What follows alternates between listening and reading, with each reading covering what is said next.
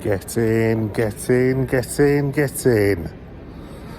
Hi everyone. I just thought I'd do like a little video just after the short that's just dropped about that team. Not Liverpool for a change. The mighty Ghana Black Stars have qualified for the World Cup. So proud for the fifth time ever. So that's like 5 qualifications since 2026 now, I think. So we went to 26, 2010, 18, 22, and this year. I think that makes the 5. I just wanted to talk about it basically because there's obviously been every now and again there's a couple of people on the comments who will give me very funny looks like, "What are you doing, English boy?" basically with your Liverpool hat on. So I just wanted to talk about why this means the world to me. So my father came from he was raised in a small village of Pando. I think I'm saying that right. Hopefully I'm saying that right. Sorry, Ghanaians, my Ghanaian pronunciation is not great. And he lived there and studied till, 1977, 78. Met my mom, and then basically I turned up a couple of years later. And obviously the old band sort of stayed in England, and he's basically no longer with us. He died 1997, and basically the reason why Ghana qualifying, personally, I know it's not the same reason as other Ghanaians, obviously, because they're just happy about football, but the reason it means so much to me is because, to be honest, supporting Ghana is the one thing that keeps my father's memory alive. We always talked about seeing Ghana if they ever came to England. When I was a bit older, I was 17 when he died, basically. So we actually went to Ghana in 91 and 92, I think it was. Coincidentally, I got malaria because I didn't take my malaria tablets and nearly died in 1991. So yes, my first experience of Ghana was not exactly stellar, but the second holiday that we had, me, Dad and my mum, was really, really good. And we always talked about like going back for future holidays and this, that and the other, and sadly my old fella never got the chance to go home, which is huge regret for me. I would like to go back to Ghana at some point, but adults have this thing called money, and I'm sure most Ghanaians will know that getting tickets from Ghana to England is slightly expensive, to say the least. So I would very much like to go back at some point, but in lieu of that, basically watching Ghana from afar is all I've got in terms of memories of my old fella.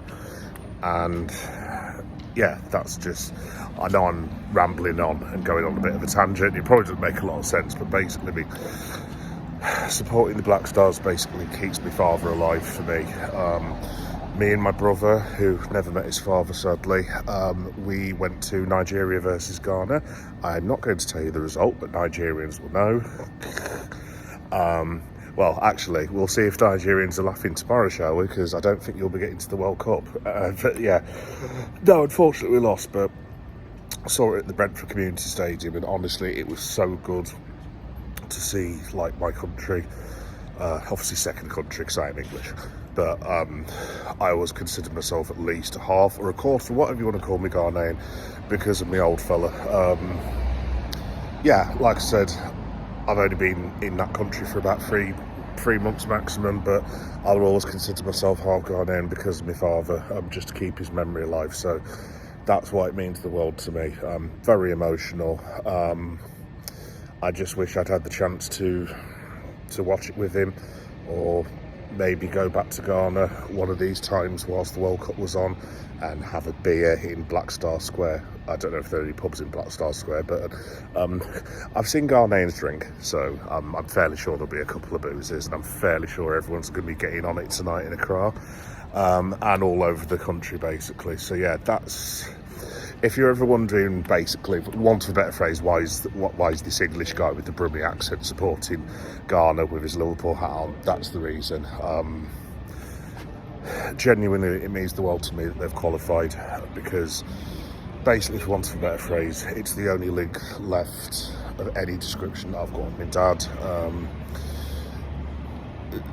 There were personal things that happened after, which I can't really talk about, that I was not hugely keen on, to say the least, but because of those personal things that happened, sadly the only link that I've got to my old fella is the Black Stars, and yeah, it just means the world to me. I remember when we had, obviously, the team, when it was Boateng, God rest his soul, Christian Atsu, Suleiman Tari, Asamoah Gyan. I always love Gyan. I know he gets a bit of stick in Ghana because of various things, but like, I will always love that man when he scored the goal against England. It was absolutely brilliant. I was sat there with loads of English lads, and obviously I'm English as well, and I was just sat there going, yeah, where's that 5-0 now?